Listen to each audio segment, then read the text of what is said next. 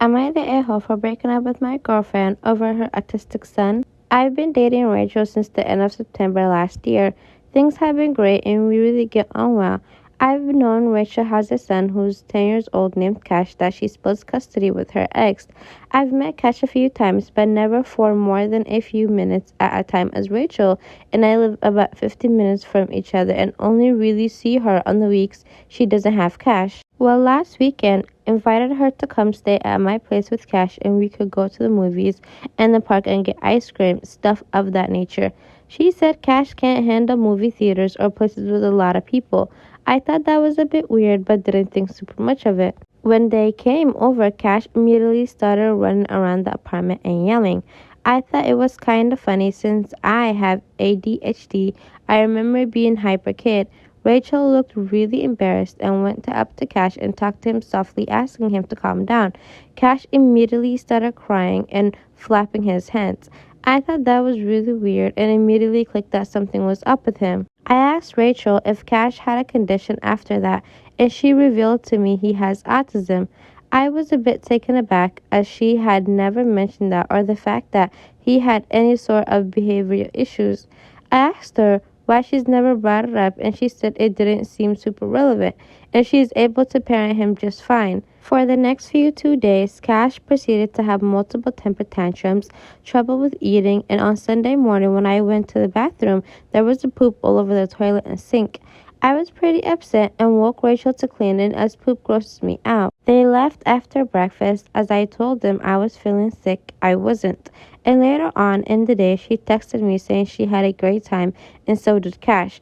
I told her I didn't think we'd be a good fit moving forward as usual, couldn't see myself helping raise Cash. She called me immediately and started crying, saying how horrible I was being, and that's why she never brought him around me in the first place. I apologized, but insisted we were done. I've been feeling bad for this the last few days, and Rachel has been trying to call me since, and I've been ignoring her calls.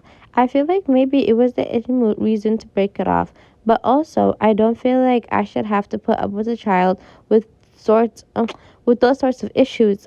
I feel like okay. I feel like if he doesn't want to do that, he shouldn't have to do that.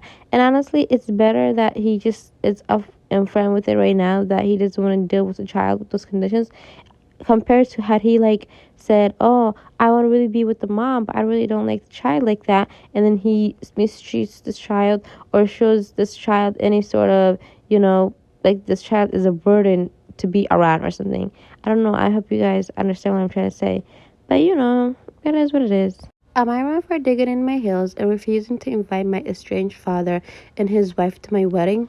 I'm 30 female, getting married this year, and the wedding is going to be smaller, so those we want to invite know when the wedding will take place and are confirmed to be free. To be there, I think she means.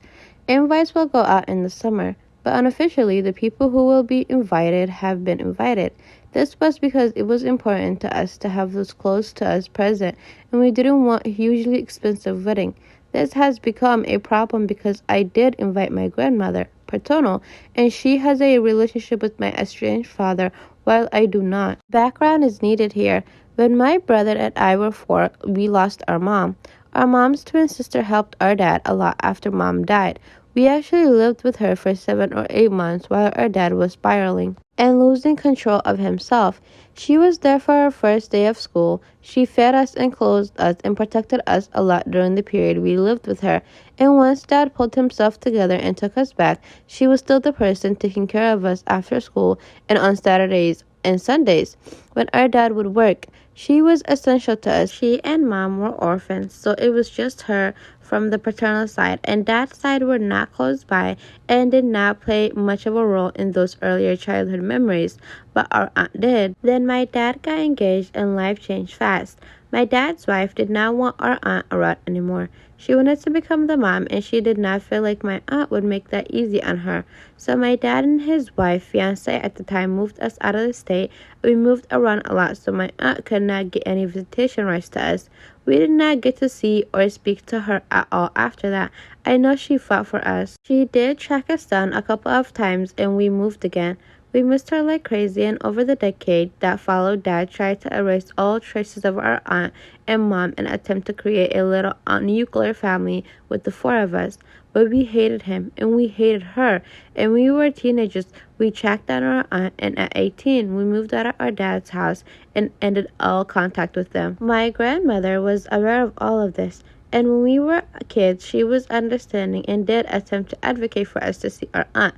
But once my dad found out I was getting married through a person who actually isn't invited to the wedding but knew I was engaged, he was talking to my grandmother, and he told her how badly he and his wife want to come and how sad they are that they have been removed so completely from our lives. Now my grandmother is saying they should be invited, or at least my father, because he's still my father. I told her it would not happen and refused to compromise with just him. So she's unhappy, and she said I am taking things too far and doing what they did. Only I know how harmful it can be long term. Am I the a-hole? RP is definitely not the a-hole. If you don't want anybody at your wedding, then you shouldn't have to be at your wedding. Weddings are stressful, tiring, expensive, and overall just very chaotic. So I would not want anybody that I do not want, anybody that is not supporting me in my life, to be there just for what? Because he's my dad? What? Am I wrong for soft banning my son's fiance? My 65 female son, 39 male, is in a long-distance relationship with his fiancée, 28 female. He used to have a place of his own, and I lunched with the two of them when she was in town. This happened twice, and we got along fine. My son lost his place and now lives with me, which I don't mind, and he pays his half. The problem is, his fiancée asked if she could visit regardless of the fact that my son's living situation has changed. I wasn't entirely comfortable with this, as we don't know each other well, and thought it would be awkward and tense. However, I figured I owed her a chance, and this would give us a chance to start bonding at least. She even said she wanted to cook a meal for us, which I thought was a nice gesture. She was a bit standoffish. She'd perk up and try to participate as it was all three of us, but when she and I were one-on-one, she fell flat. She never greeted me if I didn't greet her first, never used my name when addressing me, though I used hers, and always gave one-word answers when I tried to engage her, and never tried engaging me back. If I handed her something, she didn't thank me. When we spoke, she averted her gaze. When I made dinner for us one night, she told my son she didn't feel well, delayed us while in the bathroom for half an hour, came to the table with a heavy sigh, and rejected my main course, politely but with no explanation. All told, I sensed she had no interest in building any sort of rapport with me, and I was just an obstacle between her and my son. I always made sure to only see her in common areas and stayed far away from my son's room the entire time. My attempts at conversation were always neutral and light, no invasive or prompt questions. I hit my breaking point one night and confessed to my son I was hurt she had no interest in me and felt she'd been rude. He tried to comfort me but was offended at me for thinking she'd drive a wedge between us and he'd allow it.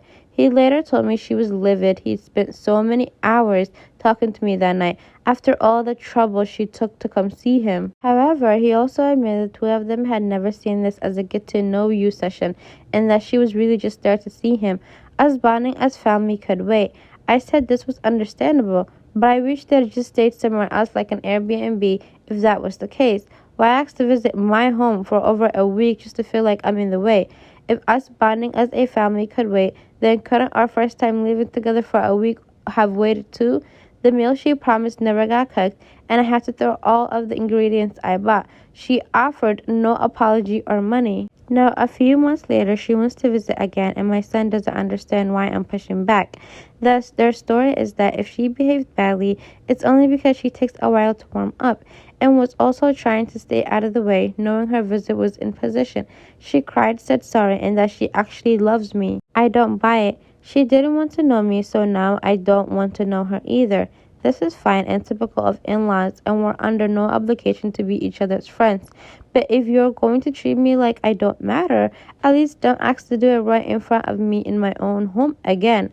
I also prefer not to know you're having sex with my son while I'm nearby. I honestly don't think OP is wrong at all, because you can't just be in someone's house for over a week and not engage in conversation with them, talk to them, be nice to them, try to get to know them.